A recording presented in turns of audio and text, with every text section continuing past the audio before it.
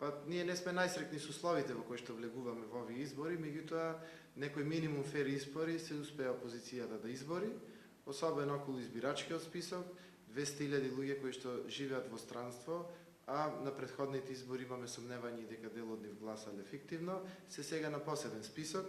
Избирачкиот список има секој поединечно со слика, така да вие или јас не можем да одам 2 пати, 3 пати, 5 пати да гласам, така да се исполните некои услови, од тој аспект има загарантирана едни фер избори. Не сме задоволни делот со медиумите, бидејќи се уште ќе продолжи таа пропаганда и одделувањето на државата од партијата, односно јавната администрација повторно ќе биде до некој степен под притисок, меѓутоа велиме дека минимум услови за фер избори горе-долу се исполнети и опозицијата е спремна еден широк фронт да настапи на избори. Дали тоа ќе биде еден десен блок и еден центро-левичарски блок или сите обединети во еден блок, остануваме тоа овој период да се договори и очекуваме на свеста на граѓаните дека после 11 декември ќе одлучат да гласаат за промени, ќе одлучат да гласаат за еден нов почеток кој што ќе значи демократско општество и со самото тоа ќе биде почеток на решавање на проблемите. Преку ноќ не може ништо да се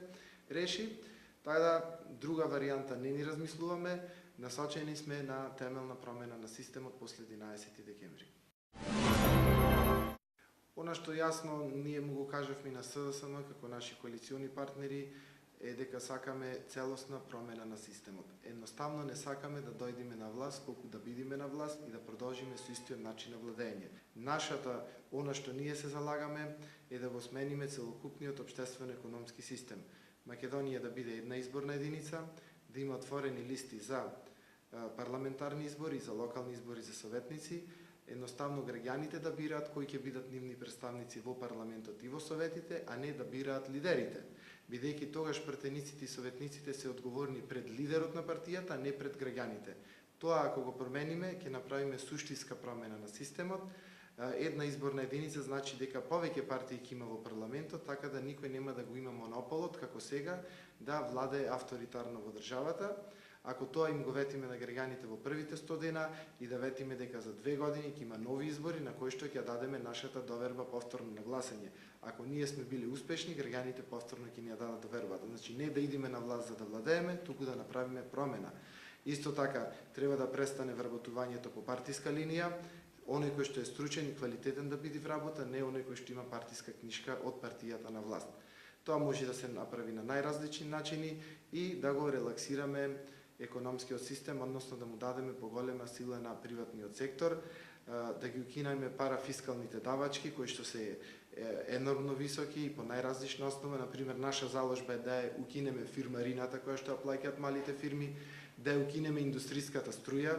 Едноставно индустријска струја е нешто оставштина од комунизмот, кој што го плаќаат трговците. Трговијата не е индустрија да плаќа индустријска струја, на тој начин ќе поевтиниме и ќе ги намалиме трошоците на приватниот бизнис, па и приватниците кои што се со мал бизнис работат производство, ќе ја намалиме цената на чинење, така да ќе бидат тие поконкурентни како на домашниот пазар, така и на странските пазари, да му дадеме поголем финансиски стимул на приватниот сектор и да ги тргнеме инспекциите, бидејќи навистина тие се под една невидена пресија од инспекцијските служби со високи казни, кои што не се опоменувачки, туку се давани со цел да се затвори одреден бизнис.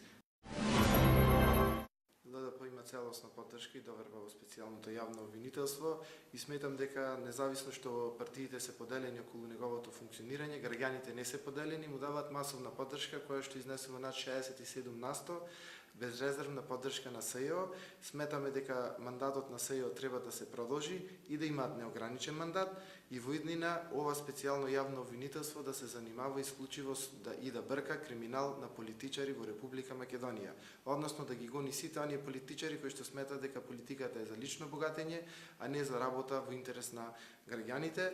Во однос на очекувам позасилено темпо на работа на СЈО после 11 декември, ЛДП е прва партија која што јавно побара да се формира специјален суд или специјално оделение во рамките на постојните судови. Без тоа, мислам дека нема да има нешто позначена ефикасност. После 11 декември со победата на опозицијата ќе му се даде целосна поддршка на тоа специјално јавно обвинителство и викам не само тоа, треба да се обезбеди поголема независност на сите институции, да го бркаат тековниот криминал, да не се навраќаме само во минатото кој крадел, туку да превенираме кражба во иднина доколку некој има намера да прави.